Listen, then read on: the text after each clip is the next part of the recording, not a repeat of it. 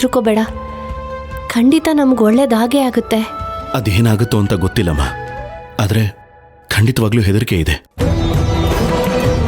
ಅದಕ್ಕೆ ಹೀಗಾಗತ್ತೆ ಅಂತ ಗೊತ್ತಿದ್ದು ನಾನು ಎಲ್ಲದಕ್ಕೂ ಸಿದ್ಧವಾಗಿ ಇಲ್ಲಿಗೆ ಬಂದಿರೋದು. ಅದೇನೇ ಇರ್ಬೋದು, ಆದ್ರೆ ನಿಮ್ಮನ್ನ ಇಲ್ಲಿಂದ ಆಚೆ ಕರ್ಕೊಂಡು ಬರೋ ಜವಾಬ್ದಾರಿ ನಮ್ಮದು. ನೀವು ಸುಮ್ಮನೆ ಆಕಾಶಕ್ಕೆ ಕಲ್ಲು ಹೊಡೆಯೋ ಪ್ರಯತ್ನ ಮಾಡ್ತಿದ್ದೀರಾ ಸಂಧ್ಯಾ. ನಾನೇ ಕೊಲೆ ಮಾಡಿದ್ದೀನಿ ಅಂತ ಒಪ್ಕೊಂಡು ಆಗಿದೆಯಲ್ಲ, ಇನ್ಯಾಕೆ ಪ್ರಯತ್ನ ಇಲ್ಲ? ಅಣ್ಣ, ಮೆಲ್ಲಗೆ ಮಾತಾಡು. ನೀನ್ ತಪ್ಪು ಮಾಡಿಲ್ಲ ಅಂತ ನಿನಗೂ ಗೊತ್ತು, ನಮಗೂ ಗೊತ್ತು. ಆದ್ರೆ ಮಾಡದೇ ಇರೋ ತಪ್ಪಿಗೆ ನೀನ್ ಯಾಕಣ್ಣ ಇದನ್ನೆಲ್ಲ ಅನುಭವಿಸ್ಬೇಕು?